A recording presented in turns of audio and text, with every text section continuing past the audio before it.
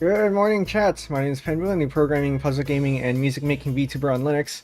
And today, I guess this is kind of a puzzle game in a sense, not really. But today we're playing FOODGUESSR. Alice Chainsteel 539, welcome in. I just ate, so now it's time to watch a stream to regret my meal choices. Well, at least you ate, because if you aren't hungry now, and you haven't actually, if you are hungry now, you're probably going to regret it even more. If you aren't hungry now, and you haven't eaten yet, you will probably be hungry by the end of the stream. So, maybe consider getting dinner ready or whatever it is, breakfast or whatever it is at your time. But yeah, FOODGUESSR. As the name might suggest, it is a game about guessing food, and kind of like how GeoGuessr gets you to guess where places, FOODGUESSR gets you to guess where a food comes from. So you have 5 chances to get a guess right. So they give you a photo, and then you have to guess where it's from, and you'll get some clues, as we will see in a bit. This is a daily game, and so every day you can play the daily, which we will be doing because I think today's daily ends in about 20 minutes, and then the new one will rotate, and we might do the second one, or we might have you do that on your own. And then we're going to go ahead and go to the random one, because thankfully, and this is something that some of the other dailies lack, is that they don't let you do any of the past ones. So it's really nice that we can look at some of the past ones here. Alright, we're gonna go hop into the daily, and you'll see why the overlay is reversed here compared to usual, and it's because most of the important stuff is on the right side. Actually, I'm gonna make this a little bit bigger because I don't think you can see that very well. But okay, so what do we have here? This looks pretty good. It looks like it's some sort of... What even is this? This dish consists of layers of bread, ham, sausage, and steak. That already sounds pretty good. Covered with melted cheese and rich tomato and beer-based sauce. Ooh. Begin by grilling the meats, then assemble the sandwich. This is the sandwich, what? Okay, if this is a sandwich, sure. Sandwich with the bread. Pour the sauce over the prepared sandwich, covering it fully. Bake until the cheese melts and turns golden. Serve hot.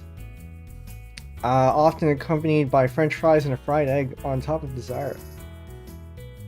So we have bread, ham, linguiça, fresh sausage, steak, cheese, beer, tomato, white wine, onions, garlic, olive oil, butter, flour, chicken stock, piri sauce, cognac, and bay leaf. This is a very interesting set of ingredients. Piri sauce. Do we have any? Okay, this is a language here. That's an inverted question mark, I think. So that might be. No, is that an inverted question mark? That is not. I actually found out that you can zoom in and zoom out just today. Okay, we can guess. We can start by guessing something though. I think this is somewhere in Europe. Z, welcome in. You're starving, yeah, I bet. Hope work went well. But yeah, congrats on 1,000 subscribers. Is piri sauce specific to a region? We'll find out. It sounds like it should be. But, okay, so I'm going to start with Portugal here. Oh, okay, very good. Francesinha is a Portuguese dish, Portuguese sandwich originating from Porto. It was invented in the 1950s by Daniel David Silva, who was inspired by the French croque monsieur. The name Francesinha translates to Little French Girl. Basic components include cured ham, sausage, fresh sausage, steak, and roast meat. These ingredients are placed between 2 slices of bread. Integral to the dish is a signature sauce, typically made from a blend of tomatoes, beer, and variety of spices. I don't think I'm going to read the rest of this. But yeah, I think what tipped me off for this one, piri sauce is what I was and what brought me to Portugal. I didn't know what this was, but it seemed like peri peri sauce. You know what they have in Nando's, and that's Portuguese, right? Or do I have my my countries wrong? Do I do any cooking? I do a bit of cooking. I don't do anything fancy, not because I can't do it, but more because I don't really want to do it. It takes too much time. But yeah, most of what I do is just throw stuff in a pan and heat it up. But yeah, stir fries are very easy. But yeah, sandwich. This doesn't look like a sandwich, but you know, this, hey, you know, if it works. Tilapia, coconut milk, spinach, onions, garlic, ginger, tomatoes, fish sauce, shrimp paste, salt, pepper, chili, lemongrass, malunggay leaves. This is very clearly Filipino to me. You have the tilapia, you have the malunggay leaves. For this dish, wrap fish in taro leaves with tomato, onion, and ginger. Secure the leaves with strings or toothpicks. Arrange in a pot. Add coconut milk and cook until the fish is tender. Season with salt and pepper to taste. Serve hot with rice. Rice is a very good indicator there too. A flavorful and aromatic seafood dish covered in coconut milk. I'm not too big of a fan of coconut in dishes. I'm okay with it in some cases, like certain sweets. I'm not too big of a fan of coconut in general though. But I'll eat it. I'll eat it. Philippines. Sinanglay. Sinanglay. I've never heard of this. But I can see it being a thing. Traditional Filipino dish originating from the Bicol region. Okay, that makes sense. I think they tend to use a lot of coconuts. Yeah. One thing that I wish this site would have is you can't select the name, so you have to type it out if you wanna look it up in Wikipedia. Okay, so 2 for 2 so far. Oh, this one might get us. Okay. Oil, bonefish, sea salt, green onions, round onions. Never heard of being called round onions.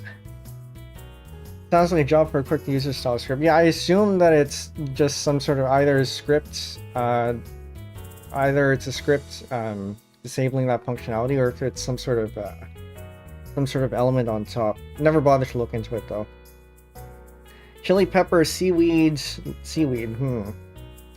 lemon or lime juice. Seaweed here usually means Japan, maybe. This dish involves mashing fish into a paste and mixing it with salt, green onions, chili peppers, and a splash of sesame oil. Sesame oil, okay. It's a good indication that this might be Asian. Form the mixture into small patties. Fry the patties in a hot skillet with a bit of oil until golden brown and crispy. Serve with a squeeze of fresh lemon juice and enjoy the savory tweet. So, seaweed here, and sesame oil and bonefish. Never heard of bonefish, but this, I'm gonna guess Japan first. Ice cold. Alright, so we're not going for 3 for 3 here. So we see here that there is a compass rose here. It is pointing somewhere between north and east. And so north and east of Japan, far away. So it points to the closest, or points in the direction where it's closest to. That could be a little bit misleading if you're thinking about the usual 2D projection. But you do have to think about the Earth in a sphere, because sometimes the fastest way, or the closest way, is the other way around. Okay, so if this is not in Asia, is this the United States? Hawaii. Yeah, I figured. Because it seemed like it's one of those things where it seemed like it was very Pacific, and Hawaii is in the Pacific, but Hawaii is part of America. But yeah, okay, that worked out pretty well. And here we go, 14 1,500. Go ahead and put this in the general chat in the Discord.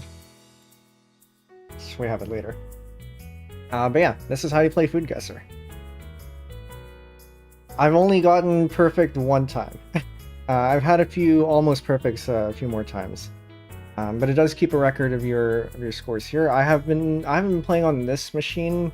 Well, actually no, I've been playing on this machine but in private browsing mode. So I don't have the streaks here to show you to prove it. But yeah, okay. So now we can go ahead and play the random ones. Alright, what do we have here? Palm oil, tomatoes, onions, chili peppers, leafy greens, such as spinach or kale, meat or fish, shrimp, seasonings, Maggi cubes. Okay. That's China? Seems like it might be China. Because we have peanuts too. Spinach, pepper, palm oil. Palm oil. This could also be the Philippines. Typically served over rice or fufu. I don't know what fufu is. Select non-users, select unset. Okay. That is good to know. Maybe I'll add that in later. We're gonna guess China first. Ice cold. And we're looking at the west. What's west of China?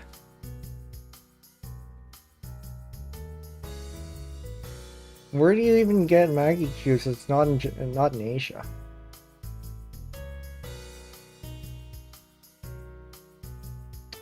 Okay, I guess we can try somewhere in Europe.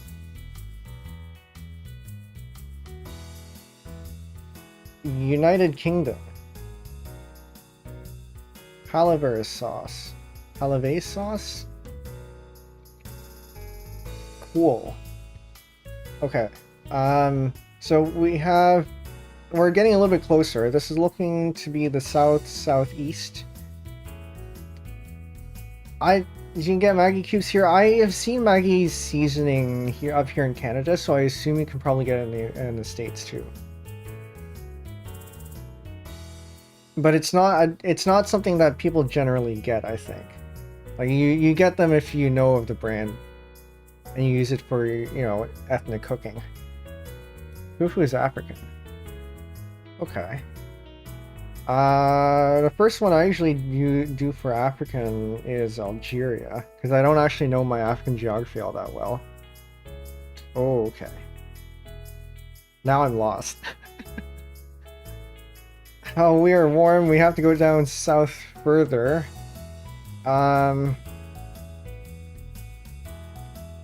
What has this kind of influence?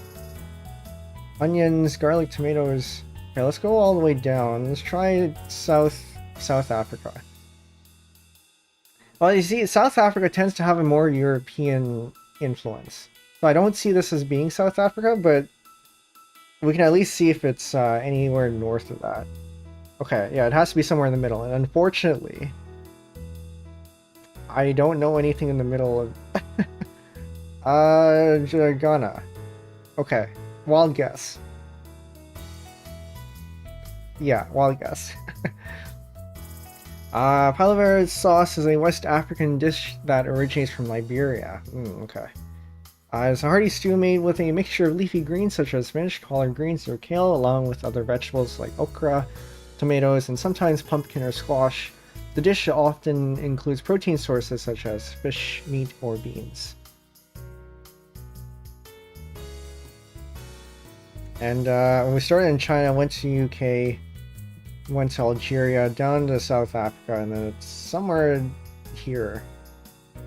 Yeah, I would try. I think I'd try almost all the dishes that we see here. Oh, okay.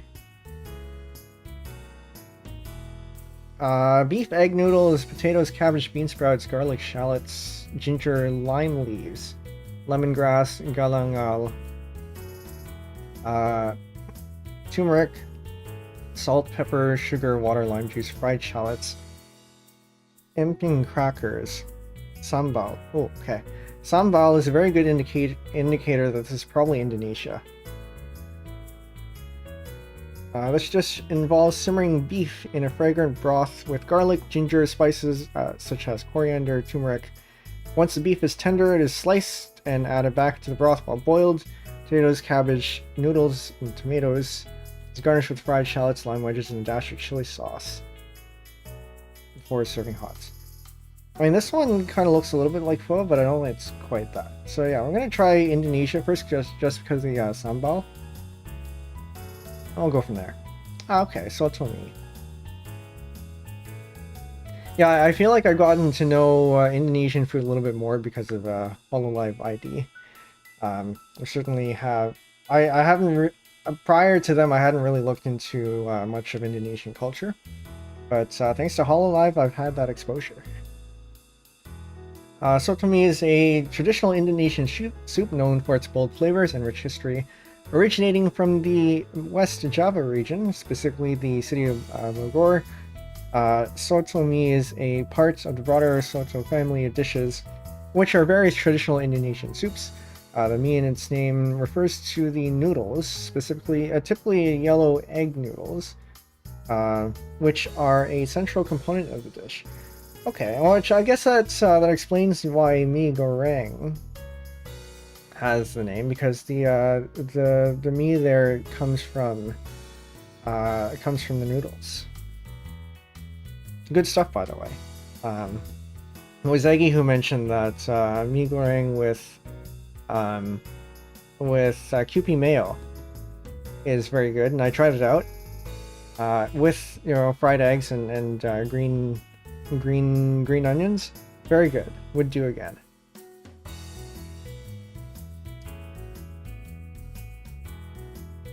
Alright. Beef chow fun noodles, soy sauce, dark soy sauce, oyster sauce, Shaoxing wine, sugar, garlic, green onions, bean sprouts, ginger, onion, sesame oil, bell peppers, carrots, black bean sauce, optional. Just starts out by marinating sliced beef in soy sauce, sesame oil, and cornstarch.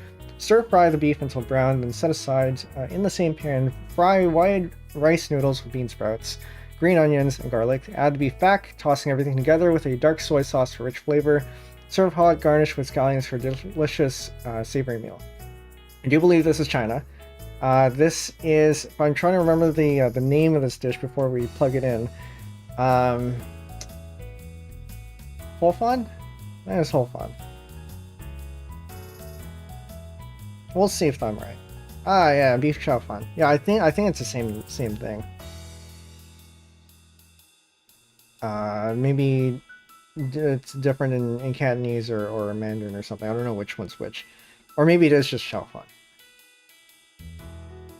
But yeah, pretty. To me, this is a pretty clear Chinese dish. I've had this a number of times. It's very good. Would have again. Beef chow hun is a traditional Cantonese dish that consists primarily of stir-fried beef, flat rice noodles. Okay, yeah, Ho Fun is the name of the noodles. Okay, makes sense. Bean sprouts, green onions, and soy sauce. It is commonly seasoned with other ingredients such as ginger, garlic, and oyster sauce. Yeah. And we didn't get the first one 100%, but maybe we'll get one by the end of the stream. We'll see. Okay.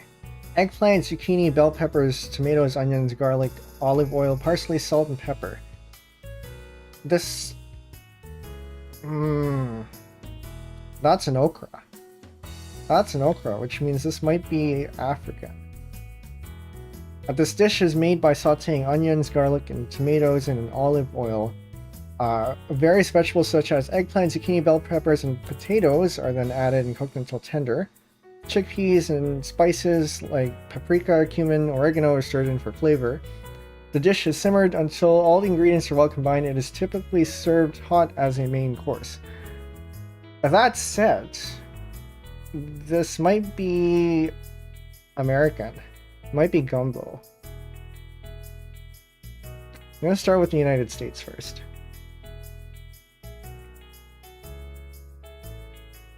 Okay, so this is African, probably. So first stop, I guess we go with Algeria because that's where I tend to go to. Cool. And we're going east somewhere. I don't know which language this is. Ethiopia. That is... okay, we can try that. We're getting closer. I think we can triangulate somewhere. We're looking at somewhere north and west. Somewhere of Ethiopia. The problem is I don't know where Ethiopia is. My mid-African geography is kind of lacking. Okay, Egypt. And before this isn't even in Africa. This might be Turkish. It doesn't look Turkish though. Okay, I'm starting to think it might be Turkish. We have Egypt as warm, and we're looking at somewhere to the north of that, which is roughly Turkey. I can't believe it's actually Turkey. Okay. This doesn't strike me as Turkish, but I guess it is. It is a traditional Turkish dish made with a variety of seasonal vegetables, meats, and legumes. The dish typically includes ingredients such as eggplants, zucchini, peppers, tomatoes, beans, potatoes, and meat or poultry. Turlu is cooked in a pot with olive oil, water, and tomato paste, and flavored with spices such as salt, pepper, and red pepper flakes. But yeah, so we jumped from the United States to Algeria to Ethiopia, Egypt, and then Turkey. Not too bad though. Rice flour, tapioca, flour, sugar, yeast, and coconut milk. This is definitely Asian, and I'm thinking probably Filipino, maybe? The first thought was Japan, but this doesn't look like Japanese. It has coconut milk in it. Japan doesn't generally use coconut milk as far as I'm aware. Dish is made by combining rice flour, water, sugar, and yeast to create a batter. The batter is then poured into individual molds and then steamed until it rises, forms a spongy texture. The final product is a slightly sweet and chewy cake with a unique honeycomb pattern on the surface, making it a popular snack or dessert. I don't know. This also doesn't strike me as Filipino either. But we're going to start with that one. Okay, so we're looking at somewhere in the west. So we're looking at... this looks like my homeland. Okay.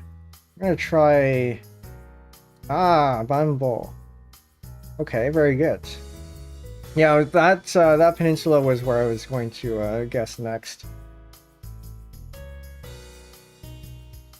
Because those kinds of ingredients are fairly common around the region. So if it wasn't the Philippines, it was going to be somewhere around there. This Penbu is a Vietnamese dessert made of rice flour, coconut milk, sugar, and yeast. The dish is known for its light and spongy texture, which is achieved through the fermentation of the yeast. Should maybe try this sometime. Seems like something that would be good. But yeah, we are indeed over to the west, so the Philippines.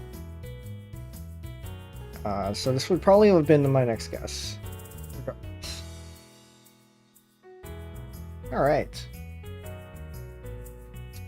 Rice broth, butter, onion, white wine, Parmigiano Reggiano. That already screams Italian. This doesn't look Italian though. This dish is a creamy and velvety rice dish with a rich and savory flavor that is both comforting and indulgent. Each bite is a perfect balance of tender grains of rice cooked al dente, mixed with a flavorful broth, aromatics, and often a variety of ingredients such as mushrooms, cheese, or seafood. The texture is smooth, luxurious, making it a satisfying and decadent dining experience. Risotto, yeah, I think if it were Italian, this would probably be a risotto.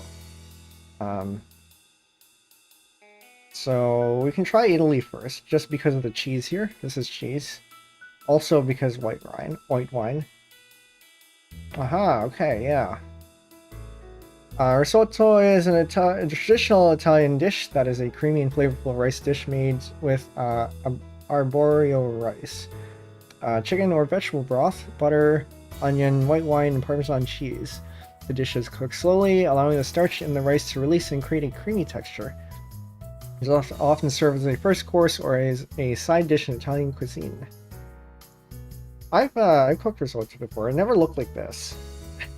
It never looked like this. It was it always just seemed like rice. Maybe I was just I definitely didn't have the rest of the ingredients. So, but yeah, my uncle tends to cook European rice dishes sometimes, but he does tend to go for paella more rather than Italian risotto. Paella being the Spanish dish. And we got a worse score this time. Go again. Sago, starch, and water. It's not a lot of ingredients. I'm seeing sliced cucumbers here, which are making me think of Vietnam as well.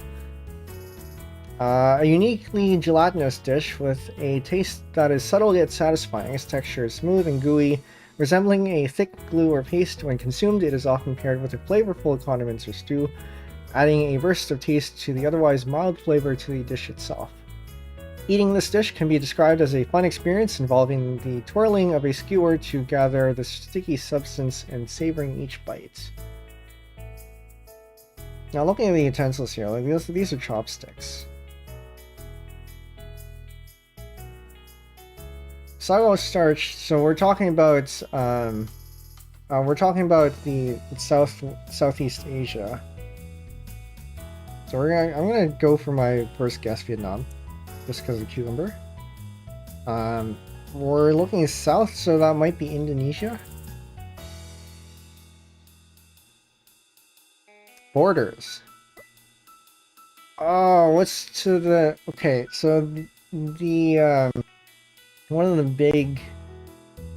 big islands in Indonesia shares a country with one of them, and I don't remember what that country is. Oh. Malaysia, maybe. Haha! Very good, thank you. Amboyat is a traditional dish originating from Brunei Darussalam, and also popular in some parts of Borneo. Historically, Brunei was a sultanate that flourished due to trade with neighboring countries and its control over important maritime routes. The cuisine of Brunei was heavily influenced by these trading relationships and the diverse communities that coexisted in the region, including Malay, Chinese, and indigenous people.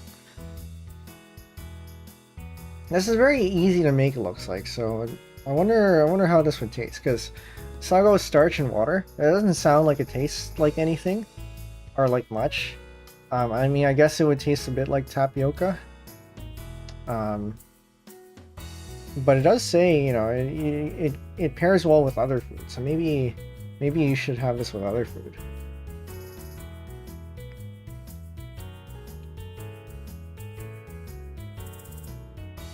Ah, okay. Beans, clams, onion, garlic, olive oil, paprika, parsley, white wine, vegetable broth.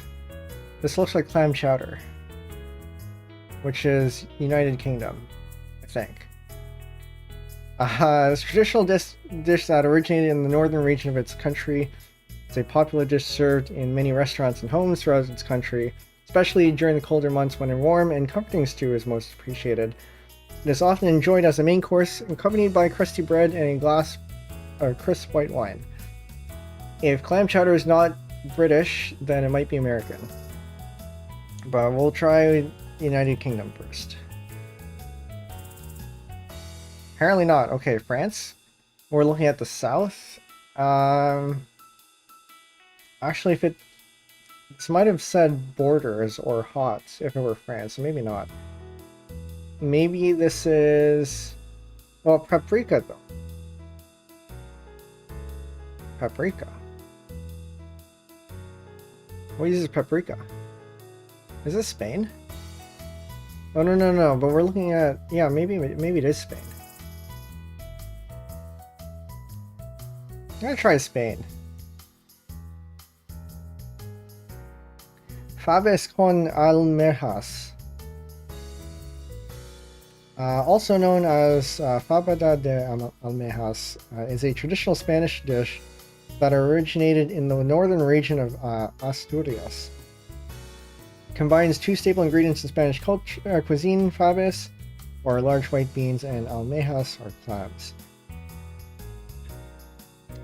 Spain went too far to war for this paprika. Yeah, it makes sense. Aggie, welcome in. It's your name has quite the topical what's what I'm looking for. I think you know what I'm getting at though. But yeah, this is good. I can't say I've had this, but I would eat it. But yeah, I guess the wine makes sense too, because it would pair pretty well. Alright, pierogi, which points to somewhere in the middle of Europe. Cheese curds, gravy, sour cream, green onions, and bacon.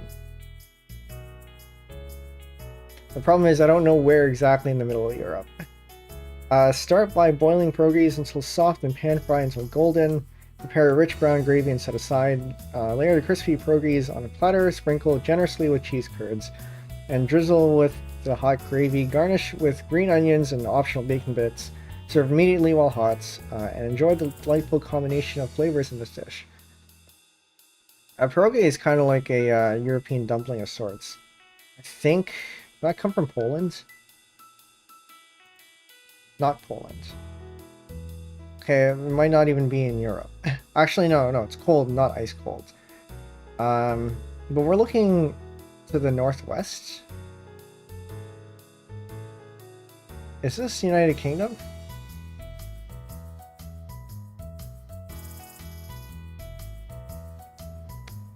Is this Canada? Poutine being a French-Canadian dish. It looks like Canadian fusion because it reminds me of poutine. Yeah. I didn't even know this was a thing. But apparently it is a thing. Pierogi poutine is a fusion dish that combines elements of two traditional foods. Poutine from Canada and pierogi from Eastern Europe, particularly Poland. While poutine is a staple in Canadian cuisine known for its combination of French fries, cheese curds, and gravy, pierogi are dumplings typically filled with ingredients such as mashed potatoes, cheese, and sometimes meat or fruit. Montreal would poutine anything. Yeah, actually, I don't know if I'd refute that. Because on the one hand, I've heard a lot of traditionalists, but on the other hand, maybe they would. But yeah, the fusion foods are what the difficult parts here. Because assuming that you know your geography, foods that look like a certain thing might not be what they look like. There were some dishes that I've come across that seemed very much American, and they weren't from America. But yeah, I would try this. I like poutine. I like pierogi. I'm sure the combination wouldn't be too bad, and you know. But yeah, I did not know this was a thing. And this seems to be very easy to make too, right? You just put pierogi and toss in a bunch of stuff that you would for poutine, and there you go. Seems like a dinner idea, yeah. If you have any pierogi on hand, maybe consider this one. I think we're getting worse. But I think as long as we're above 11... Okay, this is a flag. As long as we're above 11,000, we're still mostly above average. Ooh. Beef, red wine, onions, carrots, celery, garlic, beef broth, bay leaves, thyme, parsley, tomato paste. This feels European. The origins can be traced back to the 18th century when it was a popular dish among peasants and farmers. Kind of looks like it. Slow cooking method was ideal for tougher cuts of meat, allowing them to become tender and flavorful over time. This dish involves marinating red wine and vinegar overnight. This dish typically cooked for several hours. Until the meat is tender and flavors have melded together, it is often served with pasta, potatoes, or crusty bread to soak up the delicious sauce. It's very Slavic. Which kind of makes me want to guess Russia, but you're right. Red wine could be French origin. This looks a little bit like French. The pasta is what gets me, though. Because pasta is typically Italian, but this doesn't look all that Italian. And then we have bay leaves. Where do you get bay leaves from? This might even be... This looks like a Vietnamese dish, which may be influenced by a French dish. Yeah, okay, you might have a point there. Oh, we have a lot of choices here. Bay leaves is what suggests to me that this might be in Southeast Asia. So you might actually have a point there. I don't know the history of Vietnam well enough to know if it was 18th century. But okay, so let's go with Vietnam first. Ice cold. And we're going to France. Aha! Daube. It's a traditional Provençal stew that originated in the south of France. The dish is typically made with beef, although other types of meat such as lamb, venison, can also be used. Daube is often cooked slowly in a red wine broth and with a variety of vegetables and herbs. So, where are bay leaves from? Because I know bay leaves from the Filipino dish, what do you call it? Adobo gets used there, I think. So I thought it was Southeast Asia, but maybe they're from somewhere else.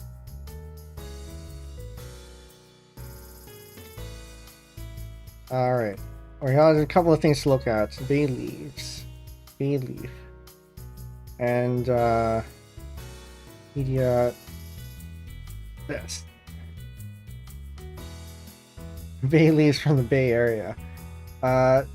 Boko is a dish of South Vietnamese origin used in the cold cooking method. Spicy dish made commonly with beef known throughout the country and beyond. Yeah, this kind of looks similar. That would make sense. Yeah, this looks pretty similar. And those are instant noodles, aren't they? Oh, it says it right there, instant noodles. We have bay leaves. Used whole or dried fresh, removed consumption. California bay laurel, Indian bay leaf, West Indian. So it looks like this comes from everywhere. Contain essential oils of eucalyptol. In cuisines including Indian, Filipino, European, and Caribbean, so they are seemingly everywhere. Interesting. Actually, I wonder if the Filipinos got it from Spain. Although India here being curious, I guess it's from along the spice trail or something. Also, yeah, remove the leaves before you eat them. You don't want to be eating these. They'll cut your digestive tract. But yeah, France, okay. Oh, this looks Mexican. Tortillas, cheese, vegetables, meat. To make this dish, start by heating a tortilla on a pan, add shredded cheese, cooked meat, and any desired fillings on one half of the tortilla. Fold the other half over the fillings to create a half-moon shape. Cook until the tortilla is crispy and the cheese is melted. Cut into wedges, serve some salsa, sour cream, guacamole on the side. Enjoy this delicious and easy-to-make dish. Jim Gamer, welcome in. Just a kiss and day. It probably is. And then in before it's actually American. But let's start with Mexico first. Okay, very good.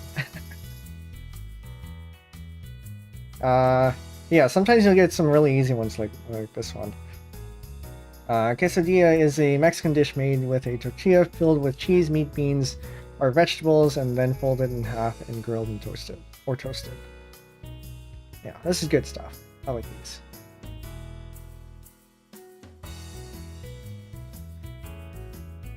Okay. Potatoes, onions, carrots, turnips, celery, pork, beef, chicken, salt, pepper, and water. Traditional dish that originated in the maritime areas of its country. Its origins can be traced back to the early settlers who arrived in the 17th century. Potatoes. I thought, hold on. I thought this was potentially, just by looking at the picture, it looked like Dinuguan, but I don't think that's it. Considering that the ingredients here are nowhere near the ingredients for Dinuguan. So what is this? Maritime areas of its country. This is rice. This is brown rice. Early settlers who arrived in the 17th century. Wouldn't that be the United States? Yeah, I don't know why this is so dark. It might just be the image. Okay, well, we'll start with the United States first. I do see a guess here that it might be American. Borders. This is Canada. I don't recognize this as Canadian. Pretty cool. It is a traditional Acadian dish that originated in the maritime provinces of Canada, particularly in New Brunswick and Nova Scotia. It is a simple and hearty stew made with a combination of ingredients such as potatoes, onions, carrots, and meat, usually chicken or pork. I have never seen this. But yeah, I guess that makes sense. French influence. And there we go, bay leaves again. Well, Nova Scotia... No. So New Brunswick does have some French influence in it. Nova Scotia would be the, I guess, a Scottish influence, I guess. Well, Nova Scotia meaning New Scots? Something like that. Nova is new. But yeah, interesting. Well, Acadia being like this area around there.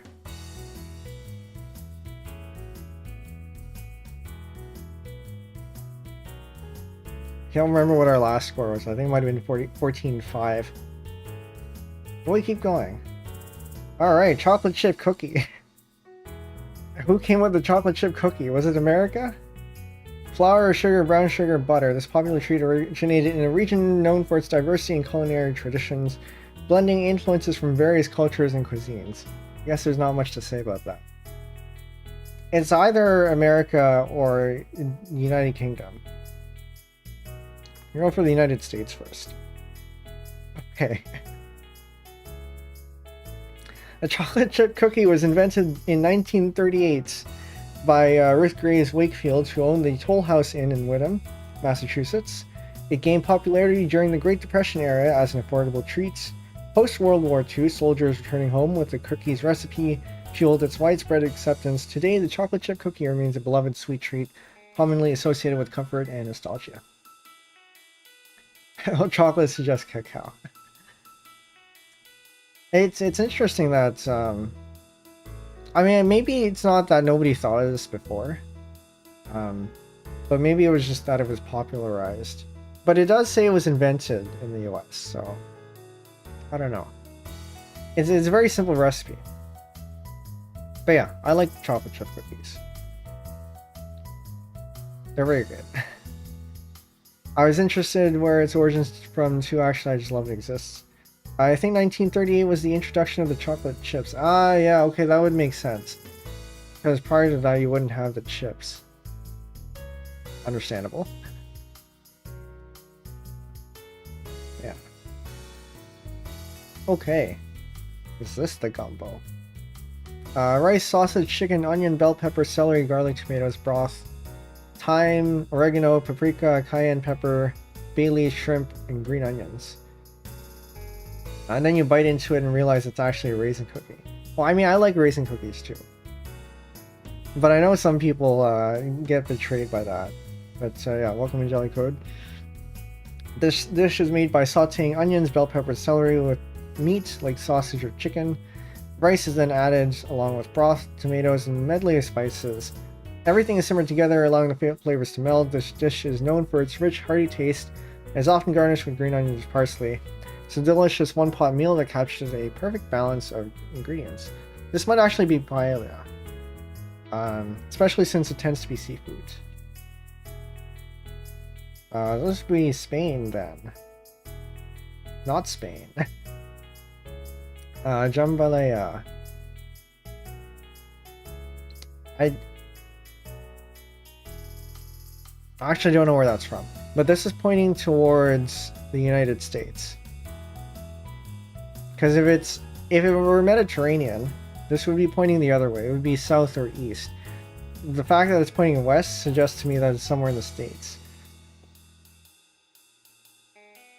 Ah, yes it is. So Mr. Chaos, you got it right there. From Louisiana. That makes a lot of sense. It's a flavorful and hearty dish that originates from Louisiana, particularly the New Orleans area. It is a popular Creole and Cajun dish that combines Spanish, French, and West African flavors and cooking techniques. The name jambalaya is believed to have derived from the Provençal word jambalaya, which means a mishmash or mix-up.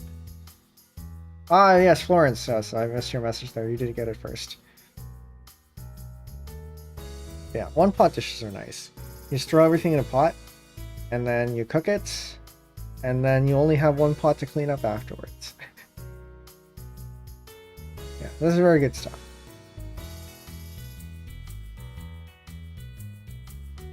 Oh, okay. I think I know what this is immediately, but let's go through this. Crushed ice, sweetened beans, jelly cubes, coconut strips, sago pearls, evaporated milk, leche plan, ube halaya. Halaya. Is that how you pronounce that? Sweetened banana slices, jackfruit, pinipig, ice cream, nata de coco. Yeah, this is very clearly halo halo. There's a really good jambalaya box you can get at Metro. Maybe I'll have a look at that. Mix, which is what it translates to. To make this dish, layer sweetened fruits, jellies, and beans in a tall glass or bowl. Add shaved ice on top. Then pour evaporated milk over it. Finally, top with a scoop of ice cream and a slice of leche flan. Mix everything together before eating for a delightful and refreshing treat. Enjoy the contrasting flavors, textures, and flavors in every spoonful. Yes, so this is very clearly Filipino. This is the very famous halo halo. It means mix in Filipino, indicative of the way the dessert is prepared and eaten. This dish is typically served in a tall glass or bowl and is a staple during the hot summer months of the Philippines. Good stuff.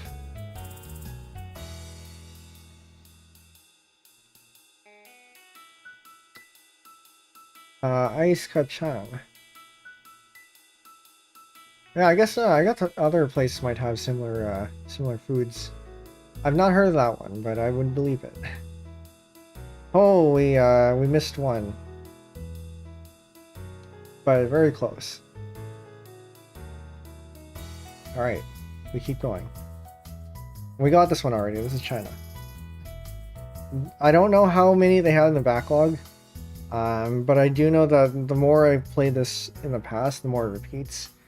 But hey, this is an easy one for us then. Now I can't wait until my local Italian place, ice place reopens during the spring. About the same dish, just different name. Yeah, I can definitely believe that. Maybe perhaps different ingredients too, like slightly, but yeah, I'm sure like everything around this region probably has something similar.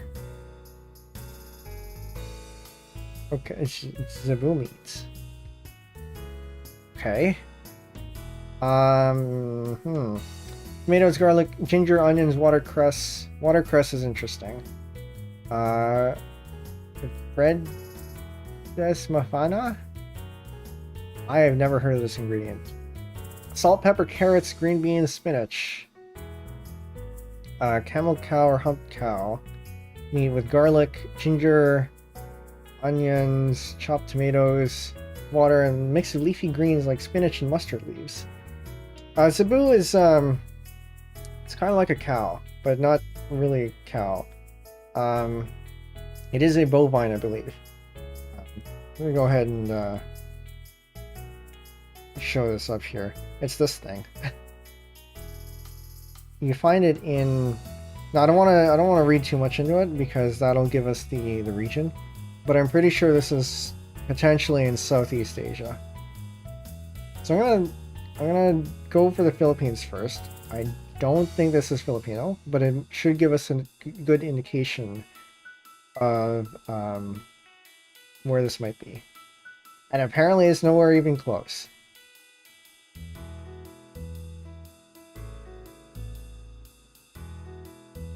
Where do you get watercress? I know that to be an Asian ingredient. But also, where do you get Cebu? And what even is this Redis Mafana?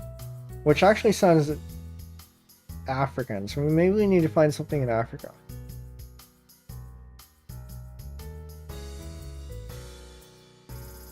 Try Egypt. That should give us a clue where we go next. Romatsava.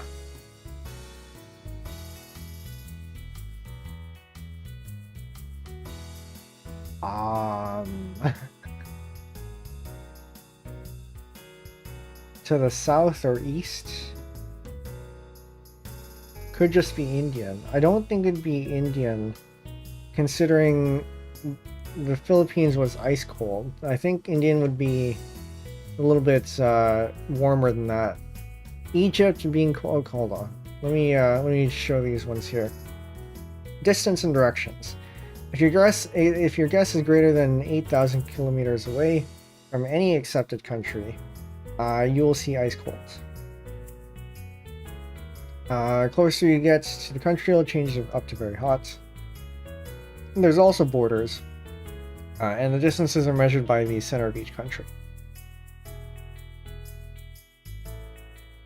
So if we're in Egypt and it's cold, that means we're looking at somewhere in, and it's somewhere either south or east. We're looking at either East Africa or somewhere in the Middle East. And this doesn't look like the Middle East, so I'm gonna guess somewhere in East Africa. Problem is, I don't know my East African geography. South Africa, I think, is a little bit too far south. This does not look like it has European influence. Actually,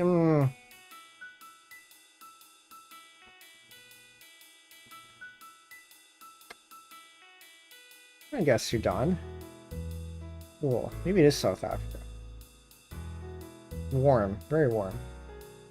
Ethiopia. Okay, try that. Madagascar. The islands. It's widely considered the national dish of Madagascar. Okay, well, good to know. Then Romatsava, it translates to clear broth in the Malagasy. We're gonna, whatever. We'll look up how to pronounce that later. Language indicative of its typical preparation style involving clear soup.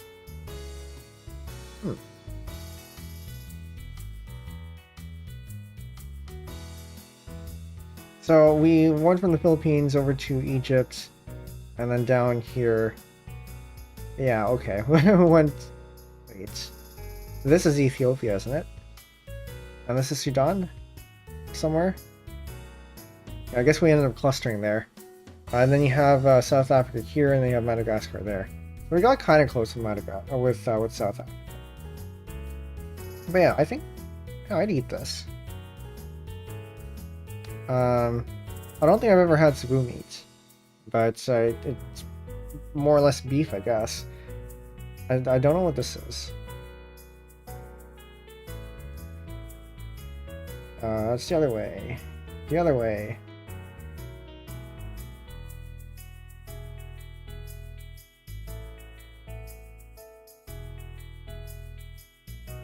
Species of flowering herb. This thing. Interesting.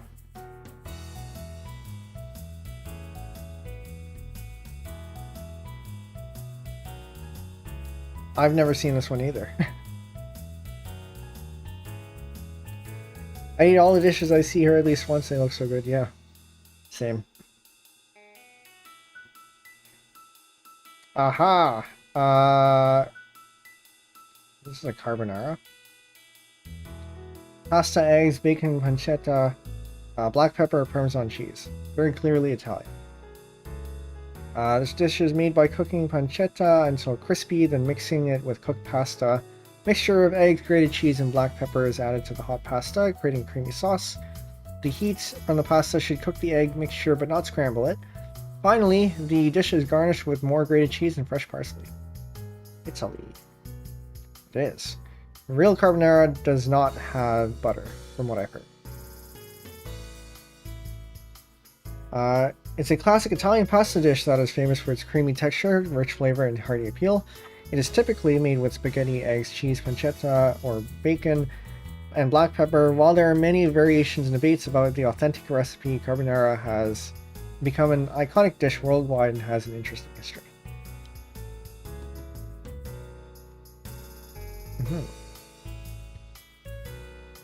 I've had that a bunch. It's also very good. I got a 0 for the second one. Okay, the first one where we dip below 11,000. But hopefully this is going to be our lowest score. We'll see. I don't know. I'm still not very good at so the two regions that I'm not too good at are the Caribbean and Africa. So we'll see if we get any more from there.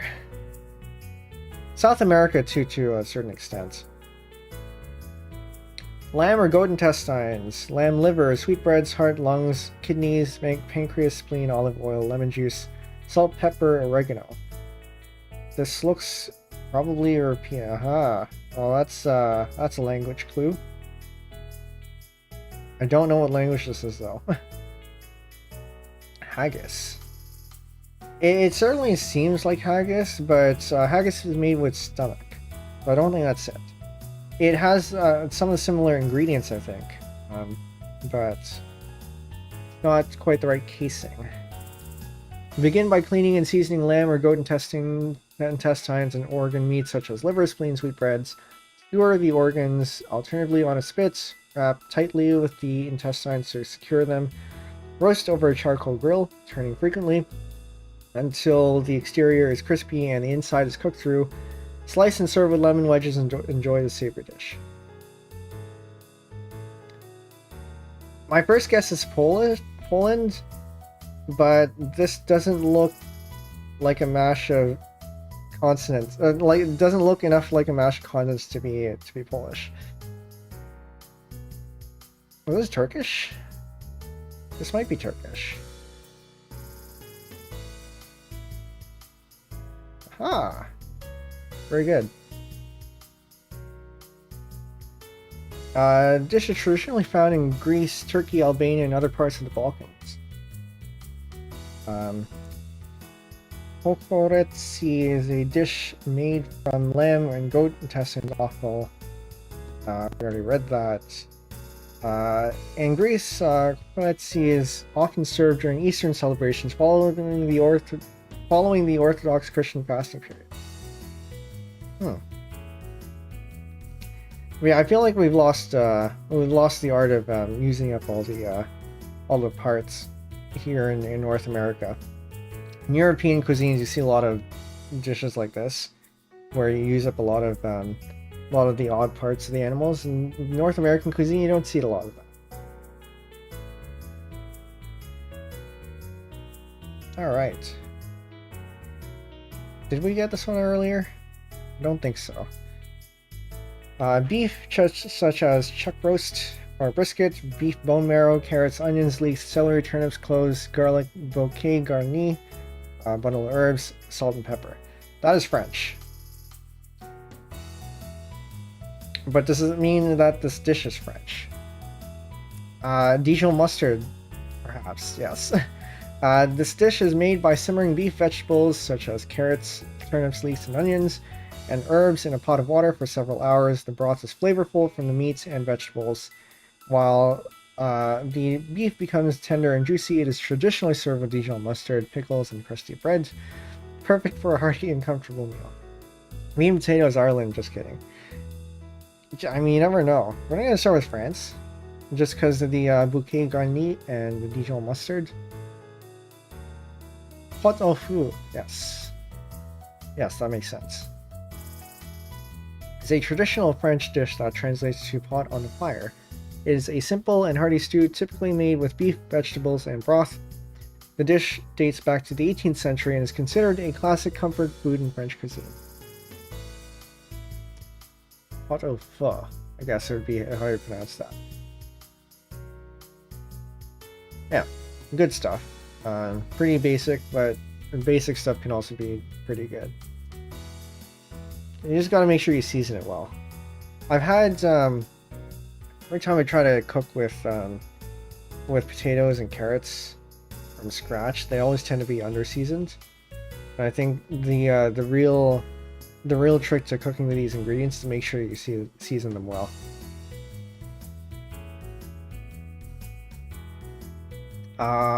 This is immediately screams Afghan cuisine, I think. Chicken, onion, lemon juice, saffron, yogurt, olive oil, salt, pepper, bell peppers, tomatoes.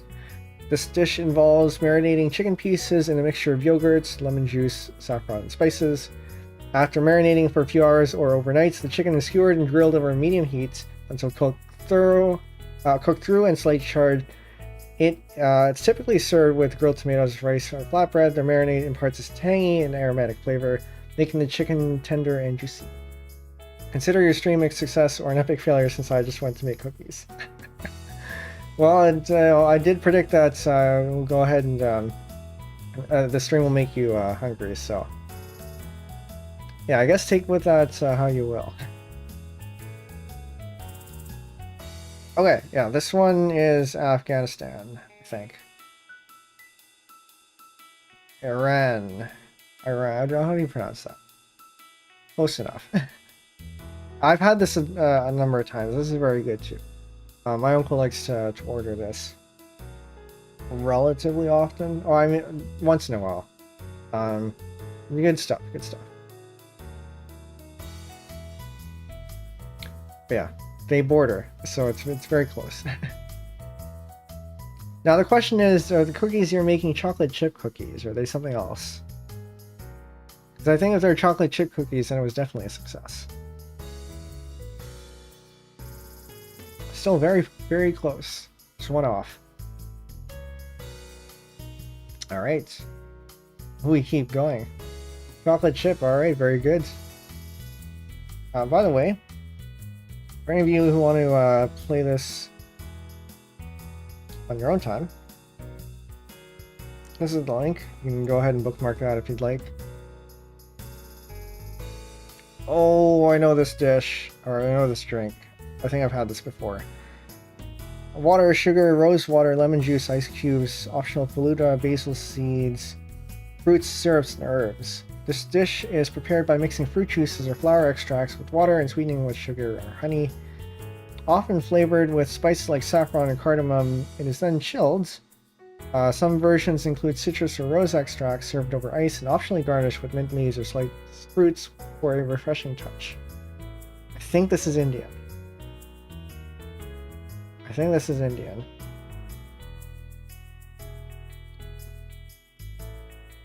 Ah, okay, yeah. It's definitely Middle Eastern, and it seems like it's the whole Middle East. Plus a bit of Africa, apparently.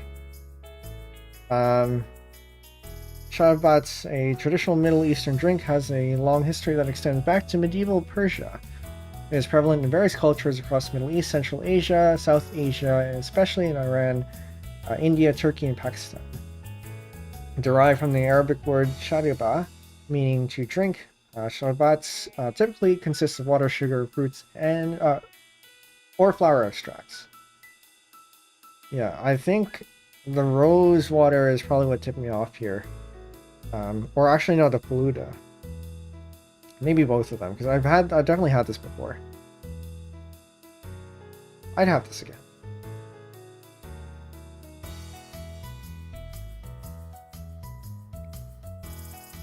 Alright, we got a simple dish here. Fish, shellfish, onions, tomatoes, garlic, saffron, fennel, leeks, and parsley. It's an interesting latter set of ingredients there. Have it in your fridge, very good. It's a hearty and flavorful dish that is made with a variety of fish and shellfish, as well as vegetables, herbs, and spices. This dish is typically served with a side of crusty bread and spicy garlic mayonnaise. Spicy garlic mayonnaise. What is this? Is this... No, this is not... This is not British, is it? Part of me says it's British, but also maybe not. Well, but who else uses mayonnaise? French? Does France use mayonnaise? I mean, mayonnaise is kind of French, isn't it? Like the word. We're gonna go with France. I don't... It almost doesn't look like a French dish. But at the same time, maybe it is. Bouillabaisse by... French. But... Is it Beice? No, that's German. I gotta look at my French phonology. I took French for how many years in school, and now I'm kind of out of practice. As a traditional Provençal fish stew that originated in the port city of Marseille, France, is a hearty and flavorful dish that is made with a variety of Mediterranean fish and shellfish, as well as vegetables, herbs, and spices. Would make the stew from using leftover fish, so it's not marketable. Yeah, see, this is how a lot of the good classic dishes are made, just with a lot of leftovers.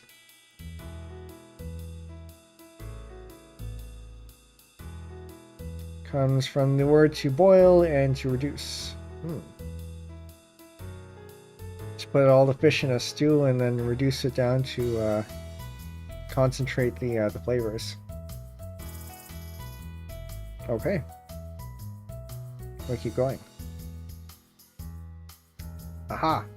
Calamansi is a citrus fruit. It's kind of like a lime. You see this a lot in Filipino cuisine, so I think this is Filipino. Beef chuck, soy sauce, calamansi, lemon juice, onions, garlic, tomato sauce, bay leaves, potatoes, carrots, and salt and pepper.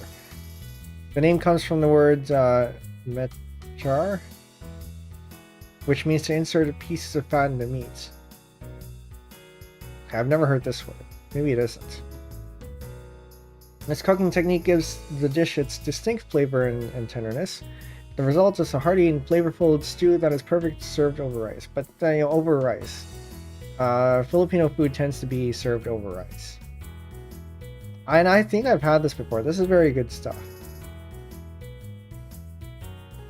Mechado, which certainly sounds Filipino. Caldereta, I think, is something different, but I can't actually picture what that is. Comes from the Spanish word for word mechado, which means to insert pieces of fat in the meat. Sure. Is a Filipino dish that is a stew made with beef or pork cooked in a tomato-based sauce with vegetables such as potatoes, carrots, and bell peppers. But yeah, it's basically beef stew with a tomato sauce and potatoes and carrots. Very easy to make, very good tasting too.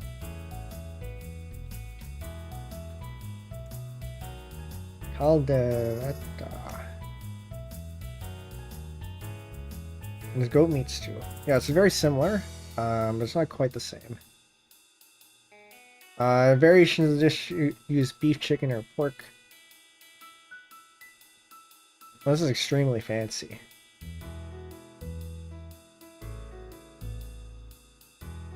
Yeah. What's the more typical one? That looks a little bit more typical, I think. Yeah, it's similar, but it's not quite the same. Or maybe it is the same, I don't know. Maybe it's just a different name for it.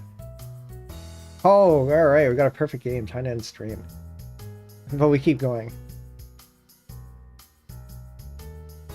Because we've only been streaming for what, just a little bit over an hour?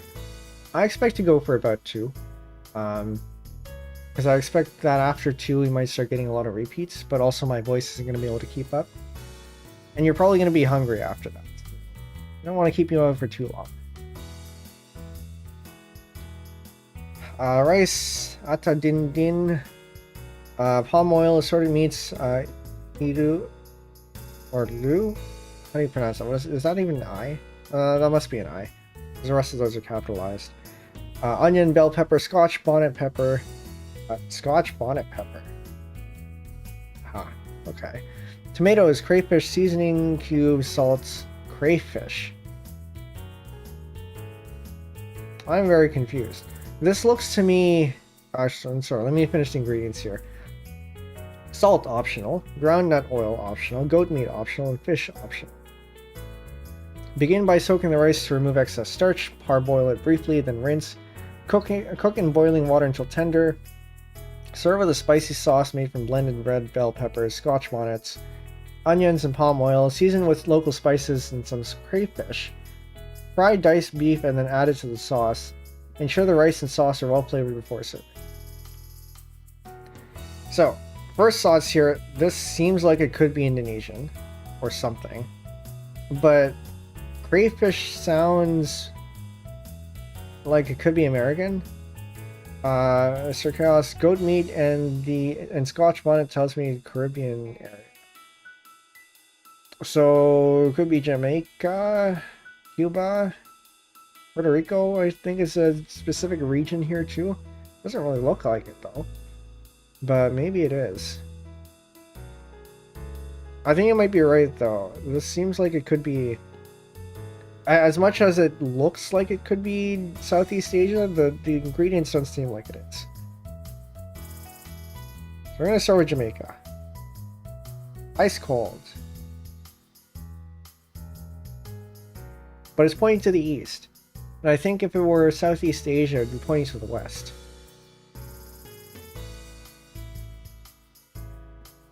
Okay, we're going to try Indonesia just to see where we are. Where is this? Is this a... what? Is this in Africa then?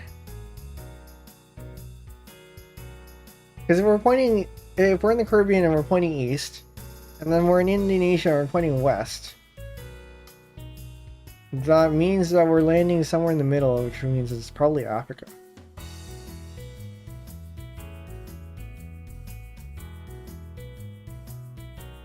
Somewhere near the equator. What uses palm oil?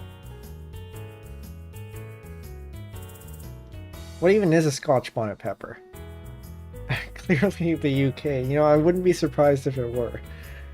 But the compass directions say otherwise. Because we are... I'll actually hold up. You might be onto something. Because it does say it's possibly northeast and possibly northwest. I don't think it's likely though. But where do crayfish come from? That is a big question mark here. Locust beans. Is this Egypt?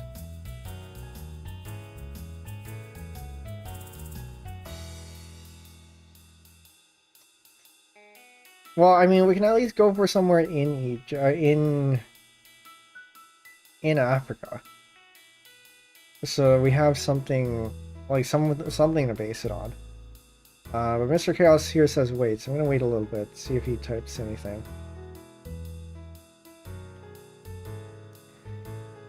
But yeah, I'm thinking it's probably, this doesn't seem like a mid-African. This is probably somewhere closer to the Indian Ocean, so it's probably East African somewhere. In before it's Madagascar again. Oh, it stopped me from doing UK. Okay. We're gonna try Egypt. See what we get. Warm. And we're going to west and south. Somewhere to the west and south that's warm, so it's probably somewhere in the middle of Africa. We're looking at, I don't know where Ghana is, but this sounds like a thing.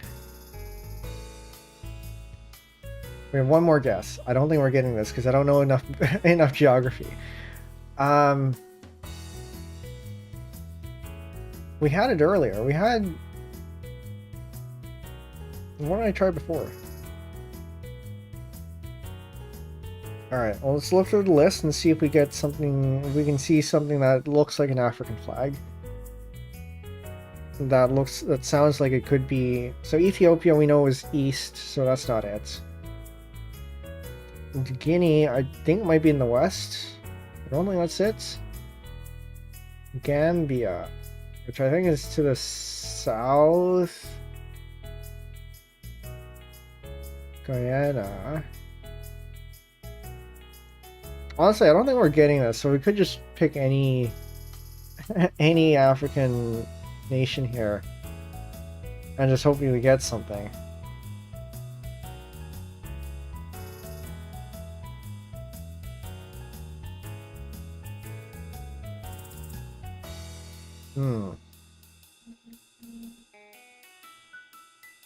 I don't think this is it. Nigeria. Okay. It was over here. Wait, what was it? Ah, see. Yeah, I don't know this region at all. Fada rice is a type of rice grown primarily in southwestern Nigeria, specifically in Ogun State. It is named after the town of Fada in Ogun State, where it is believed to have originated. The rice is typically unpolished, meaning it retains its outer bran layers, giving it a brownish color. Its grains are short and have a distinctive aroma that many find appealing. Yeah. So it's interesting that it looks kind of Asian, but it's very much African. I'd eat this.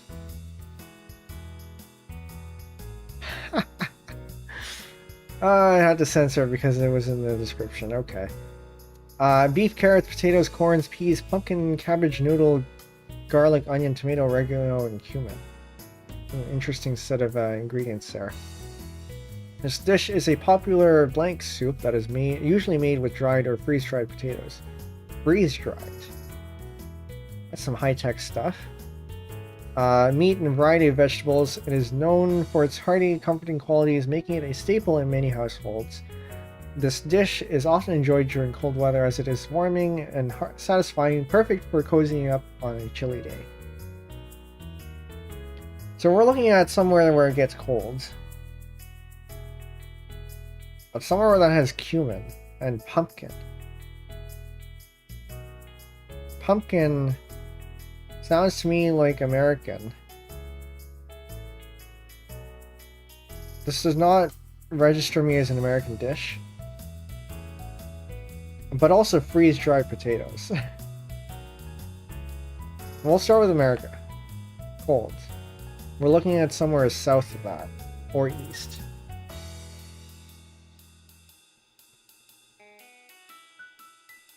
I think we're still in North America. Because if it is cold, not ice cold. So if we're looking at south and east, we might be looking at the Caribbean, but that doesn't make any sense. Because it gets cold. Which means we're looking at South America, but then it would be ice cold otherwise. Can't be Mexico, because although it would say borders. How cold does Puerto Rico get?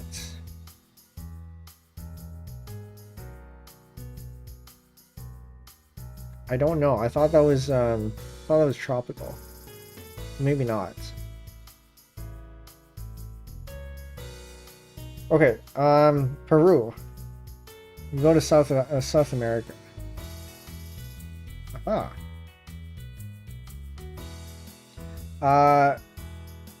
Fado is a traditional Andean stew commonly found in Bolivia. It is a hearty and comforting dish that is popular among the locals and is often served during special occasions and celebrations. Comes from the word to mix. Yeah, it definitely gets, you know, considering these latitudes are very similar to what we have in up here, it makes sense that it gets cold over here. Also, yeah, up in the Andes Mountains. So the mountains, it definitely gets cold. Yeah, okay. Again, would eat. But pumpkin. didn't expect pumpkin to be there, but I guess it is just a squash. Well, where does pumpkin come from?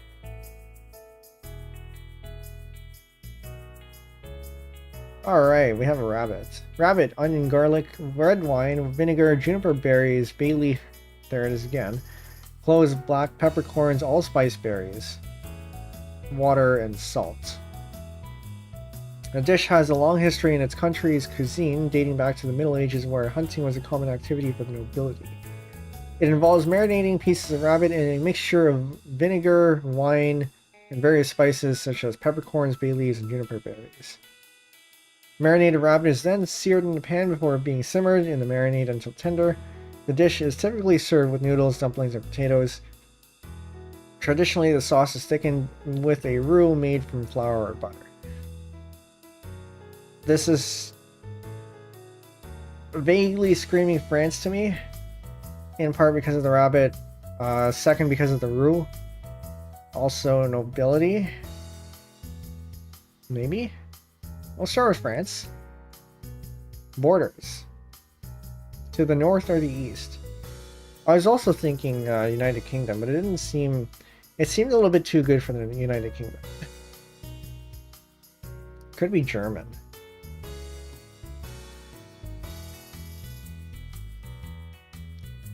This is pointing towards maybe Germany. Actually, no, there's a country in between that, isn't there? I'm going to say not the United Kingdom. This looks a little bit too good for that. But at the same time, But also, this looks a little bit too delicate for it to be German, too. Noodles, dumplings, or potatoes. Like, where do you get this stuff? Maybe it is the United Kingdom.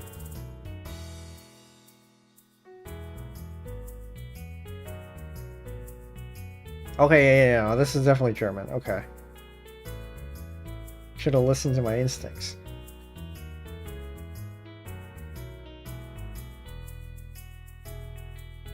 Hasse and Pfeffer is the German Hasse, and Pfeffer meaning pepper.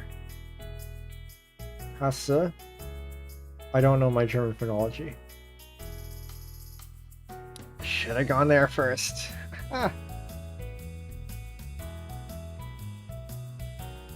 Yeah, I've had rabbit a couple times. I don't know if it's worth eating. I actually once mistook it for very bony chicken. But yeah, rabbit is very bony, and I don't know if I want to deal with that. But if there are no bones, I eat it, I guess. Oh, we dropped down below 10,000. Okay. 9510 is our lowest score so far. With a perfect 15,000 being our highest score. But we'll keep going. What is this? Sweet potatoes, rock candy, and ginger. Is this sweet? The soup is thin in texture but potent in taste. The recipe is simple, consisting of boiling the sweet potato for a long time with rock candy and ginger. Rock candy is not an ingredient I would think to put in a soup.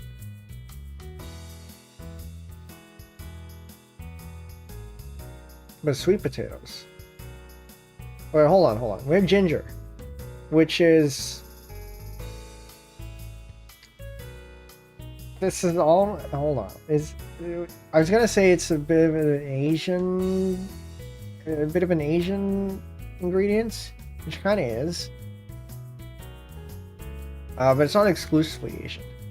You get ginger in other places too. But... Oh yeah, sweet potatoes, which... This is starting to seem like Japan, almost. But I don't know them to do anything with rock candy. Warm. Okay.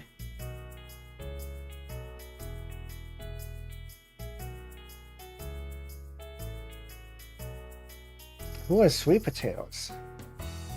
This is definitely in Asia. Is this India? sweet potato... That doesn't help, you know. This is China. Sweet potato soup is a popular Cantonese dish made from sweet potato, water, sugar, and sometimes ginger and pandan leaves for added flavor. Hey, I guess this is easy to make. Maybe we'll make it sometime. Oh, raw candy, interesting.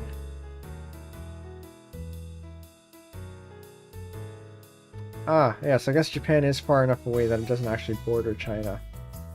Makes sense.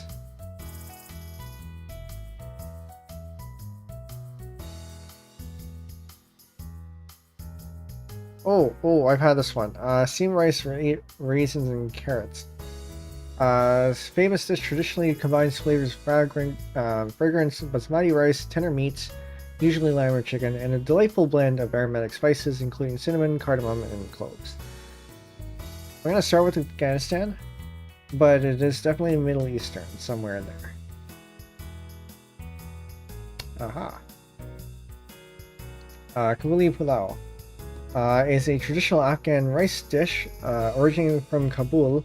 It reflects the cultural and historical influences of Afghan cuisine, blending flavors from Central Asia, Persia, and South Asia.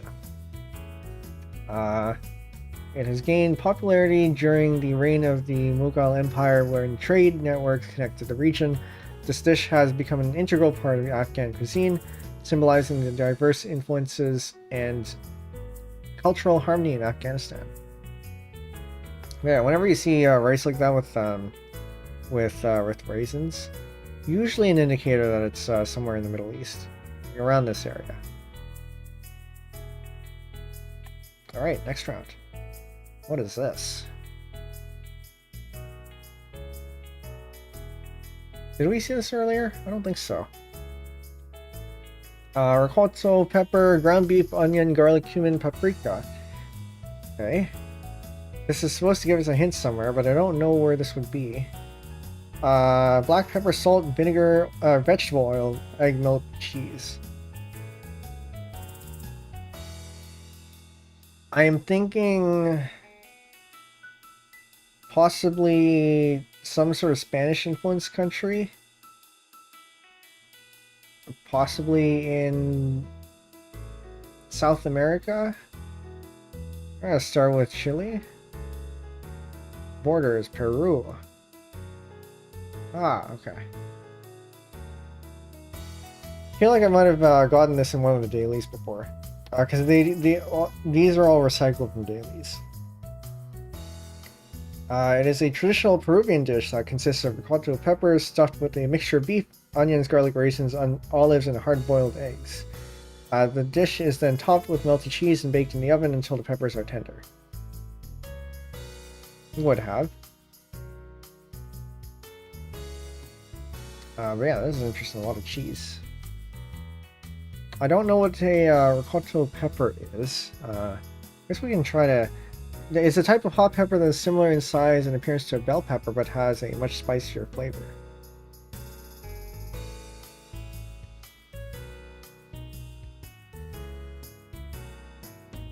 I guess we can look that up. This one.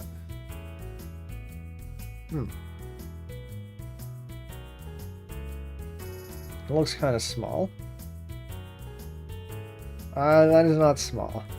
But that's spicy. Ooh. Yeah. Okay.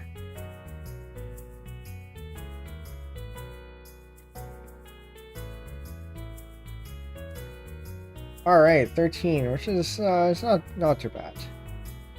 We keep going for a few more. Okra, smoked fish, palm oil, onions, tomatoes, hot pepper, garlic, bouillon cubes, salts, fried fish optional, shrimp optional, crab optional, and habanero pepper optional. To make this dish, saute diced onions in oil until golden, add fish browning slightly, incorporate sliced okra, diced tomatoes, and a touch of water, season with salt, pepper, and optionally hot pepper for heat, simmer until the okra softens and the flavors meld. Serve hot over rice with bread, enjoying the rich, hearty broth and tender ingredients. This seems African, maybe? It has that kind of vibe to it, but I'm thinking maybe Southern American. Especially with this habanero pepper. This is a little bit suspicious. I'm gonna say America here. Apparently not, okay. We're colds. And I think Africa would be ice cold, so it can't be that far up. But then again, what's to the southeast? Puerto Rico. No, that has... Puerto Rico would have too much Spanish influence. This doesn't seem like it would.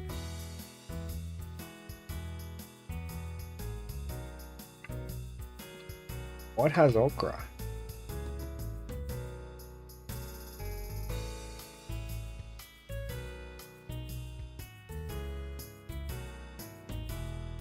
I'm going to go into West Africa just to see if it actually is somewhere there. Okay, it is in West Africa somewhere. And now comes the problem of I don't know my African geography. Yeah, man, Western Sahara, the little strip of disputed land, I think, over in the west. So we're looking at somewhere that's south and to the east. Nigeria. Where is Nigeria? Close enough, I guess. This giant region here, we got to the the farthest point from our guess. All right. Soup kandia, also known as okra soup, is a traditional West African dish commonly consumed in countries like Senegal, Guinea, and Mali. It is a staple in the diet of many ethnic groups in the region, including the Wolof, Mandinka, and Fulani people. The dish is named after kandia, the local term for okra in certain West African dialects. I'm not too big of a fan of okra. I think it's a little bit... I'm not a fan of the texture. I think the taste is probably fine. Not too big on the texture. Okay. Soybean sprouts, beef, garlic, soy sauce, sesame oil, gochujang, sugar, green onions, mushrooms, carrots, onions, red chili peppers, sesame seeds. So, this tells me Asian, and then this ingredient tells me Korean. So I'm guessing this is probably Korean. The dish is made by marinating soybean sprouts and beef in a mixture of soy sauce, sugar, sesame oil, garlic, and pepper. The marinated ingredients are then stir-fried together until the beef is cooked through and the flavors have melted together. This dish is typically served with rice and garnished with sesame seeds and sliced green onions. North Korea. Yeah, I think North and South Korea tend to have very similar dishes. And every time that Korea has come up, it's always been both of them. We're gonna say South Korea here. Oh, interesting. So not even North Korea, it's just South. Ah. So we've already gotten that wrong if we went with North Korea. I really don't know my Korean phrenology. Bulgogi is a South Korean dish that combines two primary components, kongnamul, which are soybean sprouts, and bulgogi, which is marinated beef. I used to be not so hot on Korean food either, but I've warmed up to it a little bit since then. I would eat this. I think I probably have eaten this. But yeah, this time it mattered. Alright, we see Vegemite here. This is probably Australian. Flour, yeast, salt, water, butter, Vegemite, cheese, milk, and egg. Optional. This dish is made by rolling out dough into a rectangle, spreading a layer of Vegemite across the surface, and sprinkling grated cheese over it. The dough is then tightly rolled into a log and sliced into individual pieces. The pieces are then placed on a baking tray and baked until golden brown and the cheese is melted. The result is a savory, cheesy snack. with Vegemite in it. I'm not gonna knock Vegemite. I feel like I've had it before and didn't think it was too bad, but I also don't know if I've actually had it before. But Vegemite is pretty famous for being an acquired taste. But you're supposed to have it with something like bread, not just on its own. But Vegemite is Australian. Okay, very good. Cheesy Mite Scroll. Makes sense. Cheesy Mite Scroll is an Australian baked good popular in bakeries across the country. It is a savory pastry that combines Vegemite, a popular Australian spread made from leftover brewer's yeast extract, and cheese, typically cheddar. Scroll is a kind of roll made using a dough similar to bread dough, which is layered with Vegemite and cheese before being rolled up and baked. Yeah, I would eat this, despite it containing Vegemite. I don't think I have anything against Vegemite. Like I said, I think I possibly have had it, or possibly I don't know. I don't know if it was Vegemite or Marmite. I might have had one of those. They're both fairly similar. I don't. If I remember correctly, it wasn't too bad, I think. But I'll definitely have to try it again at some point.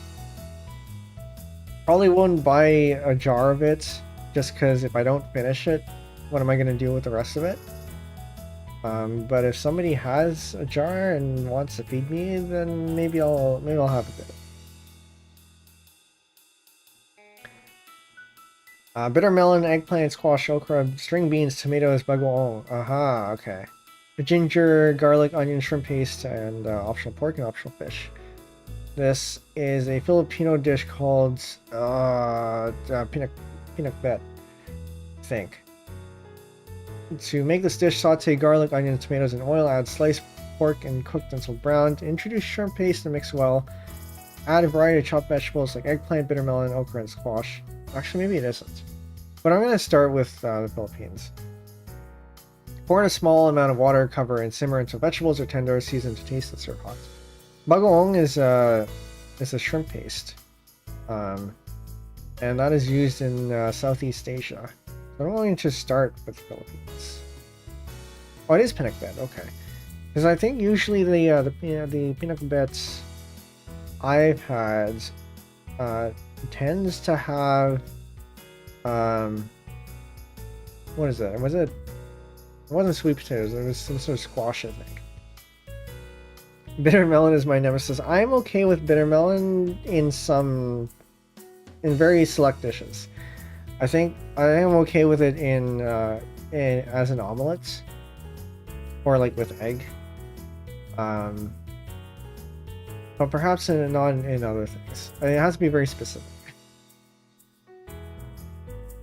But yeah, okay. Also known as pakbet, is a traditional Filipino vegetable dish originating from the Ilocos region in northern Philippines.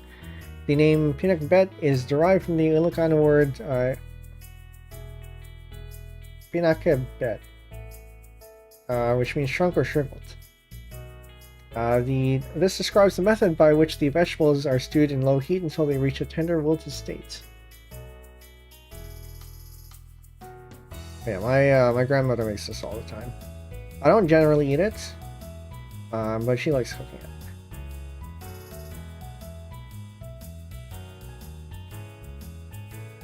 Pigs in a blanket. Buckwheat flour, pork sausage, butter, water, salt, onion, garlic, mustard. This dish involves grilling a pork sausage until fully cooked. While the sausage is grilling, prepare a savory buckwheat crepe, ensuring it's cooked until it's slightly crispy. Once ready, place the hot sausage in the center of the crepe. Fold the crepe around the sausage, creating a handheld wrap. Serve immediately, often with a dollop of mustard for added flavor. So sausage tells me German. Crepe tells me French. But this also seems like... It almost seems like it's British. I'm gonna start with Germany. We're gonna go to France. Okay. The crab should have should have tipped me off there. Galette saucisse is a traditional dish from the Brittany region of France. It consists of a pork sausage wrapped in galette, which is a type of buckwheat crepe. The dish is particularly popular in the area surrounding Lens, Brittany's capital. The OG corn dog. Yeah, I guess it's pretty similar. Fairly superficially, but it is fairly similar, I guess. Also seems like it's very easy to make, other than the buckwheat crepe. But all it is buckwheat. It's basically a very thin pancake made of buckwheat. So it probably isn't that hard to make.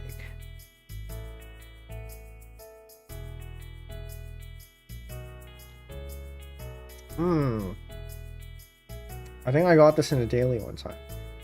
Pork chop, bun, soy sauce, oyster sauce, garlic, sugar, salt, pepper, cornstarch, cooking oil, lettuce, tomato, and mayonnaise. Optional. This dish starts with marinating a pork chop in a mixture of soy sauce, garlic, and spices, then pan-fried until golden crispy. A soft, slightly toasted bread roll is prepared. Pork chop is placed inside the roll and optionally topped with lettuce and tomato. The result is a savory, satisfying sandwich, perfect for a quick, delicious meal. So this, my first guess I think was China here, and if it isn't China, it's Vietnam. I'll go with China first. Borders. That could be anything. China borders a bunch of places. I said Vietnam next. Okay. Where is to the east of Vietnam? Pork chop bun, which doesn't help because that's a very English name. Is it Hong Kong? Hong Kong has British influence. It has the bread. But also bread and was it Portugal or Macau? Very hot. Maybe it is Macau. Oh, it is in Macau, okay. Yeah, so Macau is a region of China that was under Portuguese rule at some point. And so it has its cuisine has some Portuguese influence too. Pan, the Japanese word for bread, actually comes from Portuguese. Which is why the bread kind of tipped me off there. A pork chop bun is a popular street food originating from Macau, an autonomous region on the south coast of China. The dish consists of seasoned fried pork chop served in a fresh, crispy bun.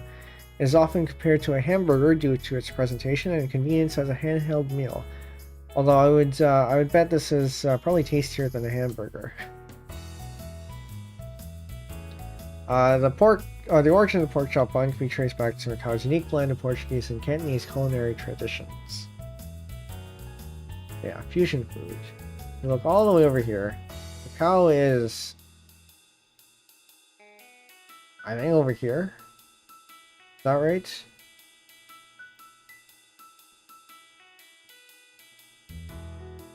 Oh, it's on the other side. Okay. It's over here.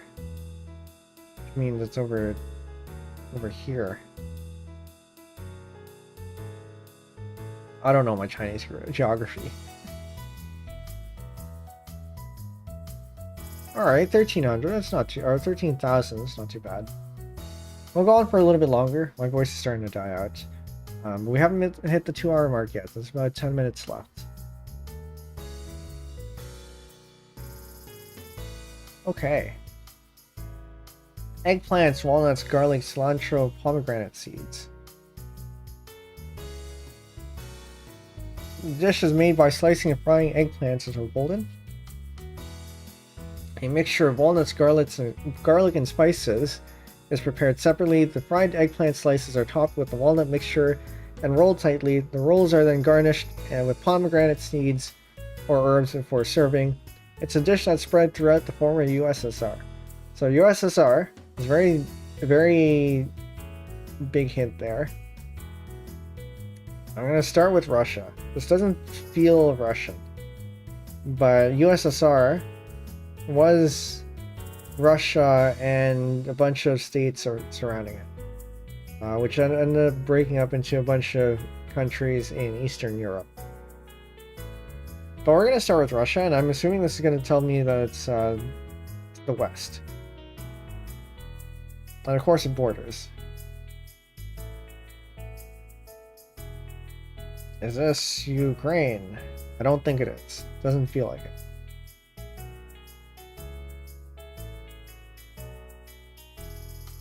Kyrgyzstan.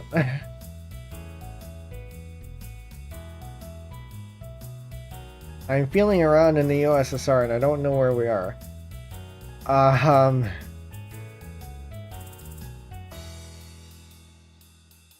But pomegranate, is that Turkish? I don't think Turkey was in the USSR.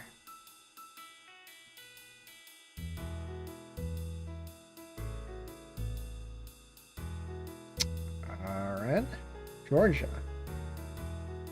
Makes sense. Where even is Georgia? Over here. Yeah, Kyrgyzstan, I guess, is over there. But Georgia, right in the middle there. I don't know my Eastern European geography all that well. Or actually a lot of that, yeah, a lot of the stuff down here. But, what do we have? It's a traditional Georgian dish that consists of fried or grilled eggplant slices stuffed with a flavorful walnut paste. It is a popular appetizer in Georgian cuisine and is known for its rich and distinctive taste. The name Badjani, is that how you would pronounce it, or is that more of a Y? Anyway, it comes from the Georgian words, which means eggplants. Makes sense. Georgia the country, of course, and not Georgia the state.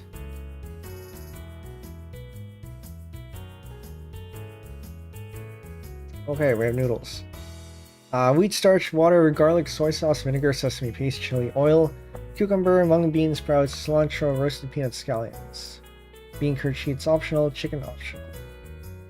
This dish involves making a dough from flour or water. The dough is washed to extract starch and gluten.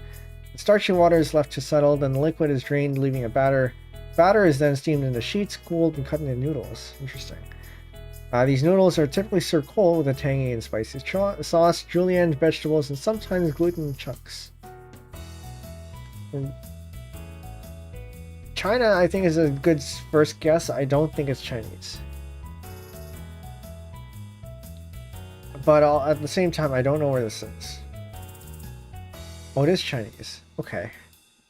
Liang Pi is a Chinese cold noodle dish originating from the cuisine of Shaanxi province. Its name translates to cold skin in English, which refers to the texture of the noodles. The dish is widely popular in northern China, particularly in those regions. It is also common street food in many Chinese cities. Okay. Yeah, I'd eat this. I wonder if I have eaten this. Next round. Glass noodles, ground pork soy sauce. Shaoxing wine. Have we had this one before? Chicken broth. Dubajiang. This looks Korean.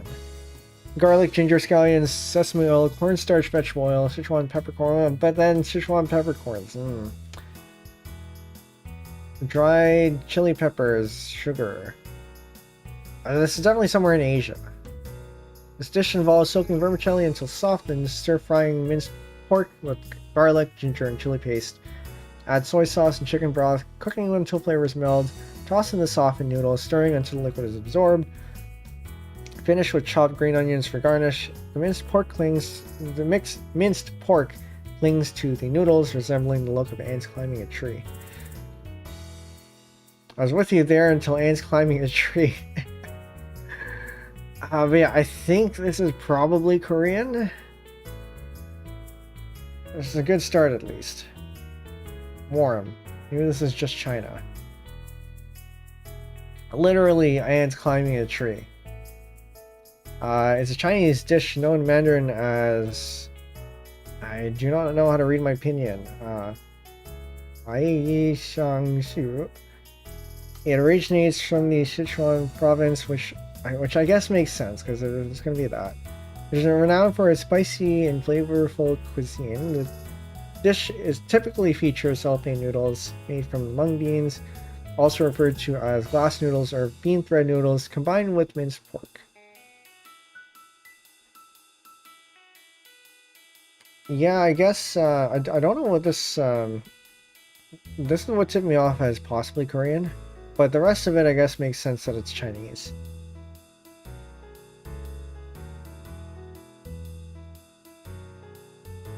Okay. 11,000. I got time for one more.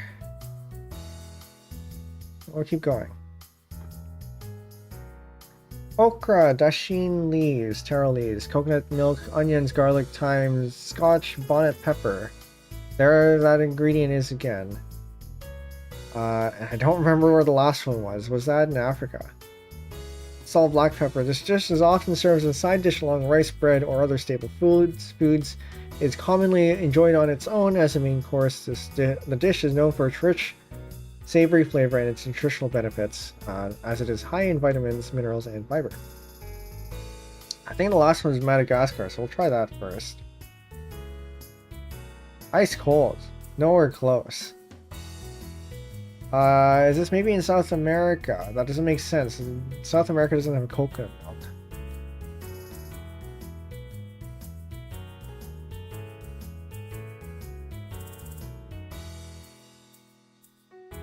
United States doesn't really have coconut milk either. Where is this? Maybe it's still in the middle of Africa.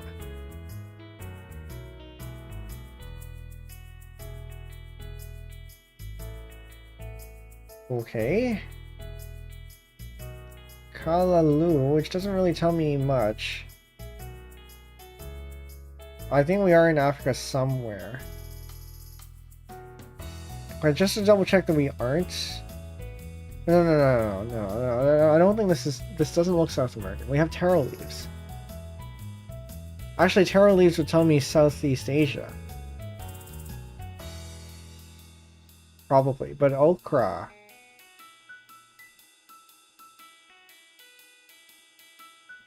Where is this? Doesn't seem...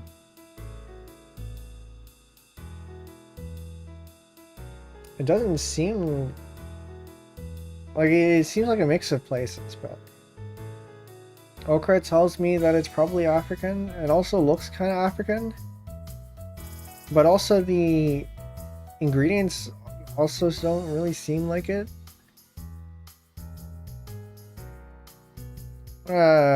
Triangulate a little bit. Okay, we're gonna go to South America. It's nowhere close. Okay. Oh, this might be the Caribbean. If we're looking at north to the east a little bit, Jamaica, Trinidad, Grenada. Caribbean. Makes sense. Kalaloo is a popular Caribbean dish that originated in West Africa and was brought to the Caribbean by enslaved African peoples. That's why it seemed a little bit African. Makes sense. It is a hearty, flavorful stew made primarily with leafy greens, typical dashin or taro leaves, and a variety of spices and seasonings. The dish commonly found throughout the Caribbean, with variations in ingredients and preparation methods depending on the region. In Trinidad and Tobago, kalaloo is typically made with dashin leaves. I think I already said that. Okay. Yeah, we are looking at over here, with this being one of the answers. Where's the other one? 10. I don't think we've gotten a 0 yet, right? So at least we haven't gotten a 0 yet. Well, actually, no. I think we might have had one. Okay. Next round. Yellow split peas, water, onions, pinch of nutmeg, pinch of pepper, pinch of salt, butter, bacon, ham bone. I hate to say it, but this kind of looks British. I think I did get this as a as one of the things before. A split pea soup, I think it actually is British though. So United Kingdom. Peas pudding. Peas pudding, also known as peas porridge, is a traditional British dish made primarily from split yellow or green peas. Its history dates back to at least the Middle Ages. It was commonly prepared in England and other parts of the United Kingdom, particularly in the northeast of England. No shade to the British, but if the food looks bland, you know, the United Kingdom is not a bad place to start. This definitely looks kind of British. I'm sure it tastes fine. But yeah, to me it definitely looks has the British vibe there. I'm not wrong. Okay, we keep going. What is this? Cabbage, celery, barley, beef, carrot, onion, green beans, flour, eggs, water, salt, pepper, oil for frying, soy sauce, and spices.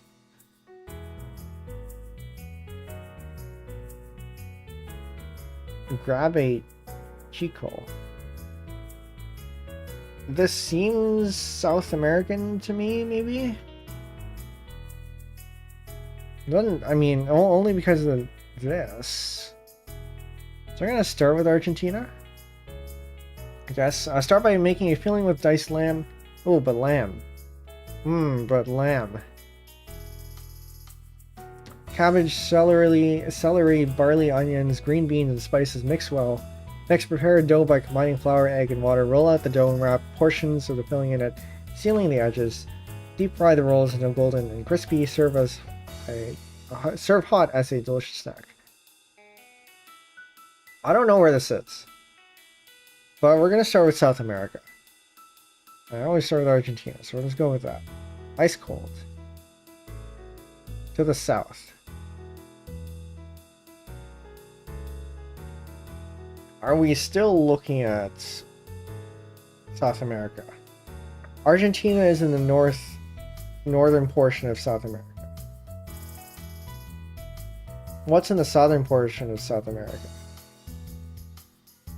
And this is where my geography fails me. Peru is up north, I think. Chile is to the west, but it also borders Argentina, I think. So I would have said borders otherwise. I'm looking for something in the east. But maybe it isn't. Maybe it rolls around. If we go south far enough, it goes around and then goes past. What is it? It goes past Antarctica and then out the other side. But I don't think there's anything there. That's the Indian Ocean. In before this is Australia.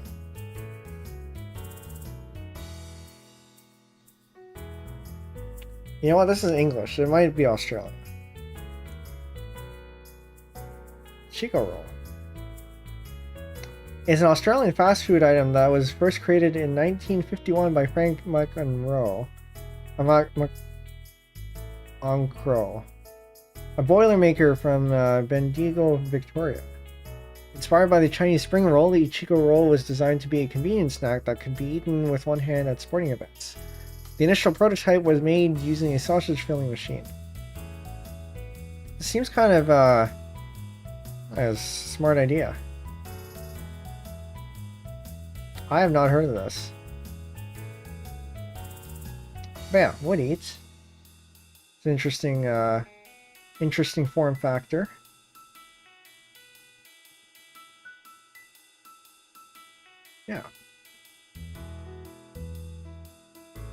South of Argentina must be Antarctica.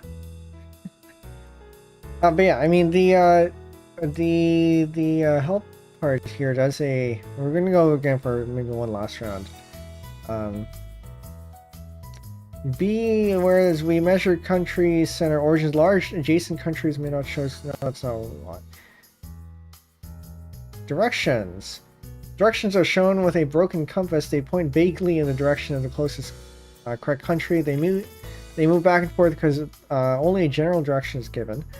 The base direction is calculated from a globe perspective, and it's the direction you'd need to fly in a straight line starting in the center of the country you guess to the center of the closest correct country. Keep in mind that the shortest distance on a globe is often across the poles, which it was in this case. You gotta think globally. No Earth is flat thinking there. Okay, so yeah, we're gonna have the this one's gonna be the last game. We are at the 2-hour mark. Rice, chicken, fish, lamb, beef, curry powder, turmeric, chili, coconut milk, onion, garlic, ginger, tomato, potato, okra. Oh, what is this list of ingredients? Eggplant, boiled egg, cucumber, papadum, sambal. Oh, what the? Okay, well, sambal tells me Indonesian. Fried shallots, fried anchovies. This dish involves steaming rice and preparing an assortment of curries and side dishes. Choose a variety of meats such as chicken, beef, or seafood and cook them with distinct spices. Serve the rice with a generous ladle of different curries, mixing the flavors. It's not looking. Maybe it is. Serve the rice with a generous ladle of different. No, I said it down. Accompany with side items like boiled eggs, okra, pickles to enhance the meal's complexity and richness. Well, I mean, I don't have anything else to go on, so we're going to start with Indonesia. We're going up to the north again. And what was it up to the north? We had this earlier. If I only remember my geography. Alright, Malaysia was that.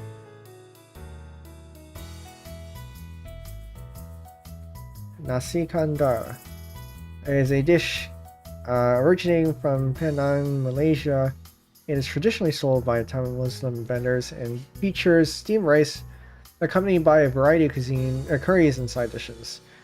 The term nasi means rice in Malay, while kandar refers to the traditional shoulder pole used by vendors to carry the containers of rice and curds, just like we saw in that last image. This one here. Oh. Yeah, but then again, the sambal there is what took me off there. Yeah, I wonder, going back to the Argentina one, I wonder if there is a cuisine that is that was developed in Antarctica, because apparently Antarctica does have its own dialect of English now, from what I hear.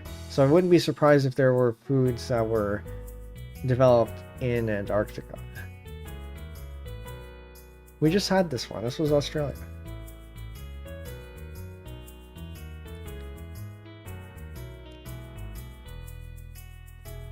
Okay, chicken, yogurt, lemon juice, garlic, olive oil, tomato paste, paprika, cumin, coriander, salt, black pepper. This looks from the is this a kebab? Something Middle Eastern? To make this dish, marinate chicken chunks in a mixture of yogurt, lemon juice. Actually, no, it might be Indian. Is this what's it called? Oh, I have this once in a while. No, I guess we'll find out. Let it sit for a few hours to absorb the flavors. Skewer the marinated chicken pieces and grill them until fully cooked. Turning occasionally to ensure even cooking. Serve with warm pita bread. Oh, pita bread. Pita bread. Yeah. This could be Mediterranean. I don't think it is. It doesn't seem like it. You have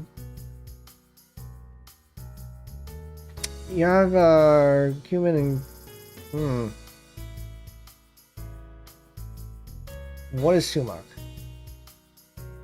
Yeah, Indian is non, and I don't think they're playing with names here. So pita bread, and Middle Eastern would also be some sort of naan, I think. So I'm gonna start with Greece. I don't think it's Greece, but also olive oil. Olive oil is Greek.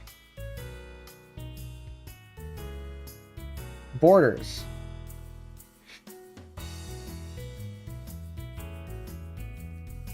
Turkey.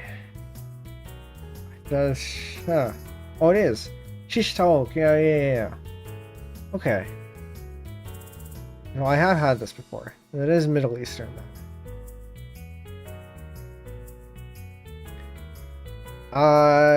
Shish tawok is a traditional Middle Eastern dish consisting of marinated, skewered, and grilled chicken.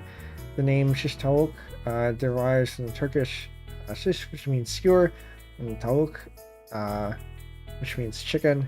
The dish is prominent in Turkish, Lebanese, Syrian, and other Middle Eastern countries or cuisines. Yeah, this is good stuff. The yogurts is definitely one of the ingredients that you'll see in that area. What else is in here? Yeah, pita bread is also a good indicator of something, at least within this area here, because they do tend to have their meals with that kind of flatbread. Yeah, good stuff. We'll have eaten, we'll eat again. And we end at 14,000. We at least got a perfect one time, and I think our lowest one was like 9.5k, which isn't too bad. We still got, I think we might have gotten a 0 at one point, but 9.5 is still pretty good. Okay, I think that's it. There is a new daily. I'm not going to do this on stream, but if you want to try out the daily, there it is. You can go ahead and play that. And I think we'll probably start a FOODGUESSR thread in the general chat in the Discord. So if you'd like to show off your scores there, you can join the Discord here. And we'll make the thread right after the stream. Okay, what else? In terms of stream stuff, this week, next week, I think we're probably back to a regular week. Hopefully, we'll see, pending on the schedule. You know, the schedule will usually be up early in the week, so watch out for that. It'll be up in the Discord and also on Twitter. Everyone's hopping over to Blue Sky. I still have not read the terms and conditions or the privacy policy. I'm sure it's probably fine. You know, read it eventually and maybe hop there too. But for now, that's that. I have also applied to VT social accounts. Seems not quite approved yet, and I don't know. I think I'm gonna have to poke the person who's who does the approvals, because I don't know if anyone's checking it. Okay, I think that's it. Is there anything else? Anything else in terms of announcements? Oh, probably not. Okay. So, for those of you who are new here, my name is Penbu. I'm the programming, puzzle gaming, and music making VTuber on Linux. Today, we're playing FOODGUESSR, looking at a lot of good food. Hope you're all hungry after this. I'm certainly going to go ahead and grab a little bit something to eat. But yeah, if you want to try out the daily for yourself, we will be having a thread in the Discord. You can go ahead and post your scores there. Okay. Is this it? I think this is it. Alright, whatever. Awful at ending, but thank you everyone for coming, and we will see you next stream. Night chat.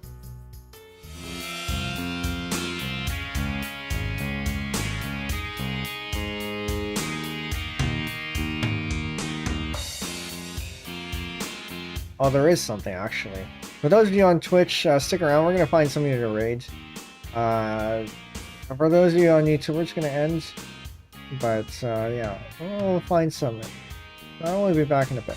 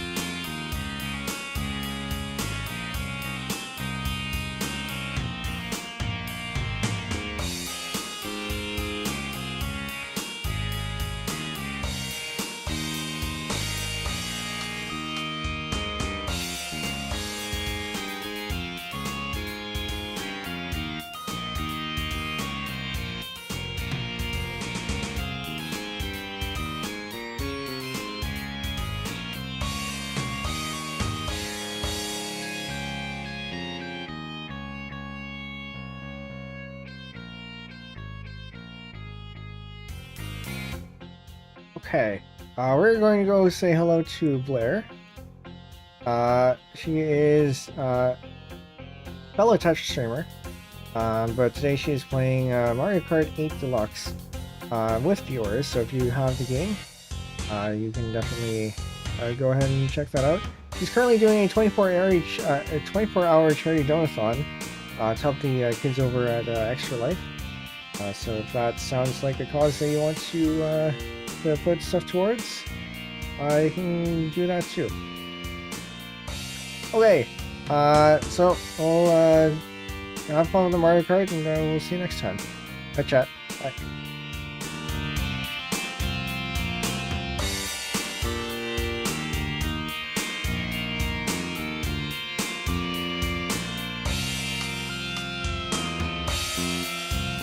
Oh yeah, the raid message too. This. You go ahead and copy that if you'd like to participate. We'll see you there. Alright, bye for real.